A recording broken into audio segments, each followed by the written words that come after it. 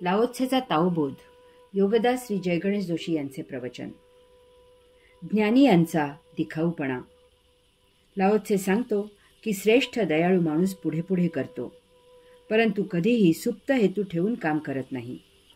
श्रेष्ठ न्यायप्रिय माणूस पुढे पुढे करतो, परंतु सुप्त हेतू ठेवून करतो. लाओत्सेने येथे दोन प्रकारचे भिन्न परंतु लोकमानसात श्रेष्ठ असे लोक आपल्या पुढे विचारार्थ ठेवले आहेत. पहिला प्रकार आहे तो श्रेष्ठ दयाळू महात्म्यांचा. असा महात्मा वस्तुस्थितीपेक्षा हृदयाने अंतःकरणाने आचरण करतो. कदाचित कधी ते इतरांना अन्यायकारकही वाटत असेल, परंतु येथे वृक्ष व्यवहार पाहिला जात नाही, तर मानवता पाहिली जाते. त्याला जास्त महत्त्व दिले जाते. कबीरांना सर्वात वाईट माणूस शोधायचा होता. त्यांनी फार सूक्ष्मतेने निरीक्षण केले आणि त्याचा सारांश असा सांगितला की माझ्या स्वतः इतका वाईट माणूस सध्या उपलब्ध नाही. लोकांना तर कबीरान इतका चांगला अन्य माणूस शोधून सापडत नव्हता. युधिष्ठिराला विचारले की येथे यज्ञाला 10,000 ब्राह्मण जमलेले आहेत.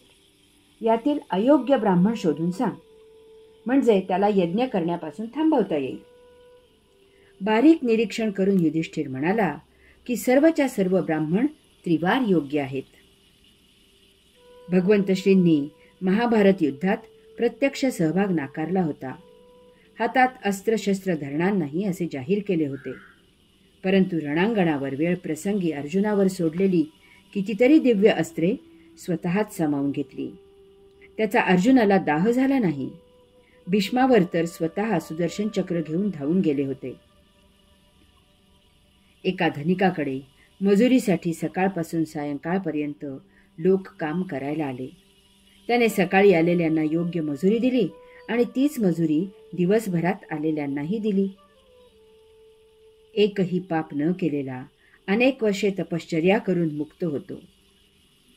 आयुष्यभर भरपूर पाप केलेला आयुष्याच्या शेवटी उपरती झालेला क्षणार्धात मुक्त होतो. धर्म न्याय याची करणी अद्भुत आहे. यामुळे एखादा कागदोपत्री गुन्हेगार म्हणून शाबित झालेला परंतु जनमानसात निर्दोष असलेला फाशी दिला जातो. तसेच कागदोपत्री दोषी असलेला जनमानसातही दोषी असलेला शेवटी राष्ट्रपतींच्या दयेने सुटतो. दया दाखवताना न्याय दूर केला जातो आणि न्याय करताना दया दूर केली जाते. आपल्याकडील जास्त असलेले दुसऱ्याला देणे हा न्याय आहे, परंतु गरज असलेल्याला आपल्यातील देणे हा धर्म आहे. न्याय समतोल राखण्यासाठी पुण्याची अपेक्षा करील. धर्म मानवता राखण्यासाठी समतोल बिघडला तरी पापाची फिकीर करणार नाही. साधू संतांना दक्षिणा देताना त्यांनी दक्षिणा स्वीकारली याबद्दल त्यांना नमस्कार करून आदर केला जातो. देवळात दान केले की पावतीची अपेक्षा असेल. यावरून सारांश असा की न्याय निपक्षपातीच असावा आणि दया सत्पात्रीच असावी. भयावह धार्मिक नैतिकता. या ओवीचा समारोप करताना लाओत्से सांगतो की परंतु जेव्हा कर्मठ माणूस काम करतो आणि त्याला साथ मिळत नाही, तेव्हा तो अस्तेनं सरसावून सक्तीने ते लोकांवर लादतो. लाओत्सेने धर्माचे अधःपतन कसे होते ते येथे परखडपणे सांगितले आहे. साऱ्या जगाने हे अनुभवले आहे. आत्ताही सारे जग याचे शिकार आहे. याचे महाभयावह चटके साऱ्या जगाने सोसले आहेत. त्यातल्या त्यात याचे सर्वात महाभयावह चटके भारताने अनुभवले आहेत आणि आजही भारत यामधून बाहेर आलेला नाही. केव्हा येणारा हा भविष्यकाळ गडद अंधारातच आहे. यासाठी आम्हाला पुन्हा भगवंत श्री योगेश्वर, श्री शिवछत्रपती लोकमान्य टिळक अवतरित होतील का याची आशा आहे. कारण हे नेभळ्यांचे काम नाही. त्यासाठी शक्ती, युक्ती आणि त्याप्रमाणे आचरण याचा त्रिवेणी संगम असावा लागतो.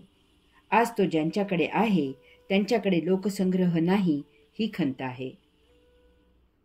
काही लोकांनी असा गैरसमज करून घेतला आहे की त्यांचाच धर्म हा एकमेव सर्वोत्तम धर्म असून सर्व जगाने त्याचा स्वीकार करावा. त्यामुळे या जगात फक्त त्यांचाच धर्म असला पाहिजे बाकी धर्म हे अनावश्यक असल्यामुळे ते नामशेष झाले पाहिजेत.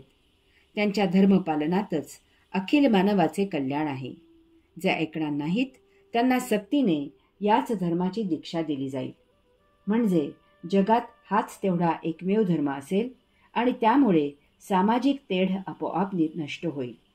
सर्वत्र सलोखा असेल. अशा या विचारसरणीला सत्तेची साथ मिळाली की धर्माची सक्ती करायला सोपे जाते.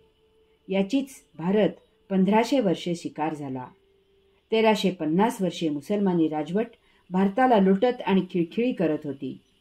त्यानंतर 150 वर्षे ब्रिटिशांनी भारत लुटायला सुरुवात केली. या दोन्हीही त्या काळच्या सत्ताधिकाऱ्यांनी येथे मनमुराद इस्लाम आणि ख्रिश्चन धर्माची सक्ती केली. धर्म ही अफूची गोळी असते. तिची धुंदी चढली की माणुसकी नष्ट होते आणि तेथे हैवान प्रवेश करतो. मग तो धर्माच्या नावाखाली अनन्वित अत्याचार, मनमुराद बलात्कार, अलोट लूट, सैरभैर खून इत्यादी अधमकृत्य करतो. त्याला विचारले की तुझ्या धर्मात हे सर्व करायला सांगितले आहे का? तर त्याचे त्याच्याकडे उत्तर नसते. त्यामुळे सत्तेने मदांध झालेला तो आणखीनच चेतावतो आणि धर्माच्या पाठीखाली आणखी भरपूर पाप करतो. आज हेच चालले आहे. धर्माच्या अंधपणाने नराधम निर्माण झाले आहेत. ते सर्व जगाला वेठीला धरत आहेत. त्यांना विचारले तर ते म्हणतात की आम्ही आम जनतेच्या कल्याणाकरताच करत आहोत. यातच सर्व मानवजातीचा उद्धार आहे.